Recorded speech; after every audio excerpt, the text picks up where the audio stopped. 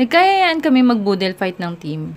At ito yung mga naisipan naming dalhin. Syempre, may kanya-kanyang ambag ang bawat isa. Pero lang doon sa naka-blong dress, naganda lang ang ambag niya. Nagdala si Ate Maggie ng matamis na pakwan at nilagang talong. Si Lynn naman ang may sagot sa itlog na pula at kamatis. Si Marisa sa mangga at bagoong. Si Ate Ting sa tuna. At ako sa tinapa. Humabol nga din pala si Cholo na may dalang kimchi ni TL. Sabi ko nga wag mo nang gagalawin at i-video ko, pero ayan, di na nakatiis at nilanta ka na. O, kakain na lang, nagpapakyut pa. Ang saya din pala talaga ng ganito, guys. Yung kahit nasa trabaho ka, mafe-feel mo pa rin na nasa bahay ka pag ganito yung pagkain mo. Nakakalungkot nga lang at di kami kumpleto, pero di bali na. May next time pa naman. Nagpicture muna kami bago kumain. Nakagawian na namin to pag nagti-team lunch kami. Para nga sana may remembrance naman at mabalik ang memories ang bawat isa. After na nag-umpisa na kaming kumain at ako naman pumunta ng gripo. Nakalimutan ko nga pala maghugas ng kamay. Hindi kasi magiging perfect ang boodle fight pag nakakutsara ka. Hindi mo malalasap yung pagkain mo. Pagkatapos ko nga maghugas, bumalik na ako. Baka kasi maubusan ako.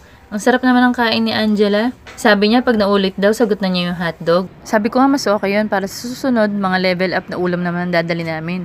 Mga pritong liempo, roasted chicken, at kung ano-ano pa. Solong-solo nga din namin yung pantry, guys. Sunday kasi ngayon kaya walang masyadong kumakain. Pero kung meron siguro may inggit din yung mga yun at magagawa na rin ng sarili nilang boodle fight. O hanggang dito na lang, guys. Thank you sa panonood. Pa-share and like na rin po ng video ko. Bye!